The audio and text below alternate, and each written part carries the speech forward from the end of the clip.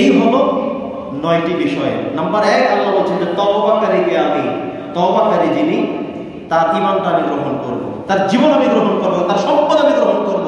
Number 1 শর্ত হলো তওবাকারী হতে হবে।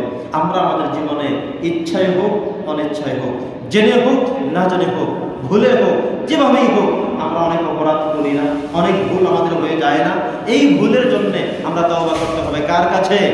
আল্লাহর কাছে তওবা করতে হবে। আল্লাহ বলছেন ওই অনুতপ্ত বান্দার আমলগুলো আমি কবুল করি, জীবন আমি কবুল করি, যারা অপরাধ হয়ে যাওয়ার পরে, অন্যায় সংগঠিত হয়ে যাওয়ার পরে, ভুল হয়ে যাওয়ার পরে তারা এসে আমি আল্লাহর কাছে বলে, আল্লাহ ভুল করেছি, আমি অন্যায় করেছি, আমি বুঝি নাই, আমি এই কথা যারা বলে, আল্লাহ আমি তারটা কবুল করি। তার মানে হলো প্রথম শর্ত হলো তার এমন হতে হবে, তওবাকারী হতে হবে। লক্ষ্য করে দেখুন, মনে করে দেখুন, একটু স্মরণ করুন, আপনি আপনার জীবনে কি এমন অপরাধ করেছিলেন, কত বছর বয়স সময় করেছিলেন, অপরাধের ধরনটা কেমন ছিল, এগুলো চিন্তা যখন আপনার চলে আসবে। আর হয় না মাঝে মধ্যে এমন, মাঝে মধ্যে নিজের ছোটবেলার দুষ্টমির কথা মনে পড়ে যায়, নিজের চুরির কথা মনে পড়ে যায়, নিজের জুলুমের কথা মনে পড়ে যায়, একজনের সাথে মিথ্যা কথা বলেছে সেটা মনে পড়ে যায়, কত অনৈতিক বিষয়গুলো মনে পড়ে যায়। যখন মনে আসবে তখনই আপনি তায়েব হয়ে যাবেন, তওবাকারী হয়ে যাবেন, সাথে সাথে বলবেন আস্তাগফিরুল্লাহ, এই কামটা আমিও করেছি। যখন করেছেন তখন বুঝেননি, তখন এত হিসেবও করেননি, কিন্তু আজকে এসে এই জায়গায় এসে, এমন সময় এসে, এমন বিবেচ্য বিষয়ে জায়গায় এসে আপনি এখন মনে করেছেন সেই কাজটা আপনার চরম অন্যায় ছিল, চরম অপরাধ ছিল, চরম গুনাহের ছিল। আজকে যখন স্মরণে আসলো তখনই আল্লাহ বলছেন তওবা করো, আমি আল্লাহর কাছে, তাইবুন হয়ে যাও, তওবাকারী হয়ে যাও, তাহলে তোমাকেই আমি খুঁজছি, আমি আল্লাহ তাআলা। সুবহানাল্লাহ পড়েন। স্যার মানে হলো আমরা এটা বুঝতে সক্ষম হলাম যে আমাদের দ্বারা যে কোনো অপরাধ, ভুল সংঘটিত হয়ে গিয়েই গেছে, হয়েই গেছে, যেটা আমাদের দ্বারা হয়ে গেল, এমন বিষয়টা নিয়ে আমি আল্লাহর কাছে অশ্রুসিক্ত নয়নে, সেটার জন্য আমি লাইলাতুল কদরের আশায় বসে যেন না থাকি, শবে বরাতের আশায় যেন বসে না থাকি, গুরুত্বপূর্ণ রাতের আশায় যেন বসে না থাকি, বরং যখন মনে উঠবে তখনই আমি আল্লাহর কাছে তওবা করব, ইস্তেগফার করব। আল্লাহ আমি তওবাকারী বান্দাকে ভালোবাসি। অনেক ক্ষেত্রে এমন হয় আপনি হালাল এবং হারাম দুইটার মধ্যে বিবেচনা করতে পারেননি, আপনি মনে করেছেন হালাল, খেয়ে ফেলেছেন। অসংখ্য সময় আমাদের এমন হয়, অন্যায় করি কিন্তু বুঝি না এটা যে অন্যায়, জুলুম করি কিন্তু বুঝি না এটা জুলুম, মনে করি এটাই রাইট, এটাই ঠিক। যেমন একজন আপনাকে সামান্য একটা গালি দিল, আপনি এখন তাকে একা পেয়ে মন মতো মারলেন, সে দিল আপনাকে লাস্ট একটা গালি বা একটা কটু কথা, কিন্তু তার বিনিময়ে আপনি তাকে এমনভাবে প্রহার করলেন বা মেরেই ফেললেন, তাহলে বিনিময় তো হলো না, সে করলো শুধু গালি বা এমন কোনো কথা, কিন্তু আপনি তার বিপরীত তাকে পিটাতে পিটাতে মেরে ফেললেন, অত্যাচার করলেন, প্রচন্ডভাবে প্রহার করলেন, প্রচন্ডভাবে আপনি আঘাত করলেন, এবং সে এটার দ্বারা কষ্ট ভোগ করতে হলো, কারাবরণ করতে হলো, মাজলুম হয়ে গেল।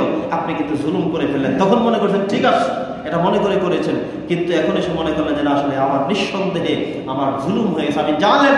সাথে সাথে তওবা করতে হবে একজনের কাছে, তিনি কে? সম্মানিত শুধু তো আমরা আল্লাহর কাছে তওবা করব। 2 নম্বর কাজ হলো আল আবিদুন। আল্লাহ বলছেন আল আবিদুন হতে আমাদেরকে। আবিদুন মানে কি? আমরা এখন এসেছি না আল্লাহর ইবাদত করতে, আমাদেরকে বলা হয় আবেদ। আমরা যখন সবাই একত্রিত হলাম, জমার সিগা মানে আবিদুন, আমরা সবাই আল্লাহর ইবাদত করতে এসেছি।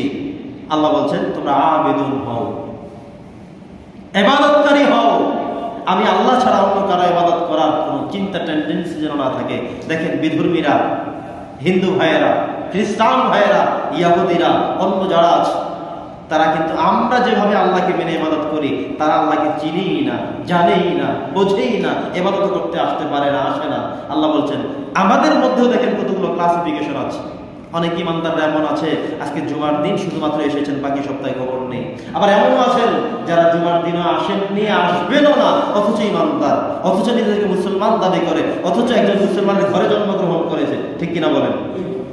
তো মুসলমানের ঘরে জন্মগ্রহণ করার পরেও জুমার দিনেও যারা সালাত আদায় করতে আসেননি, আপনি তাকে কোন সংজ্ঞায় সংজ্ঞায়িত করবেন? কেমন বান্দা তাকে আপনি বলবেন?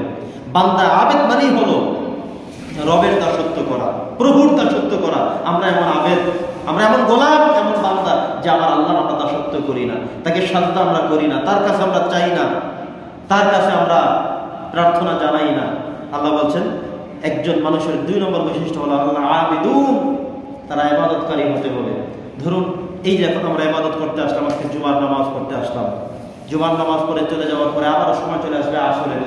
একজন ইমানদার বান্দা, একজন ইমানদার মানুষ আবেদ, তিনি আসরের সময় আবার আসর পড়তে চলে আসবেন, মাগরিবের সময় হলে মাগরিব পড়তে চলে আসবেন, যখন যেটা হুকুম চলে আসবে তখন তিনি সেটা করবেন, তিনি হলেন প্রকৃত আবেদ।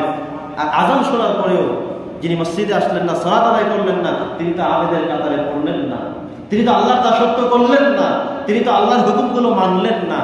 অতএব আল্লাহ বলছেন, আমি তোমাদের থেকে দুইটা জিনিস কিনে নিব জান্নাতের বিনিময়ে, আমাদের জীবন এবং আমাদের সম্পদ। কি কি?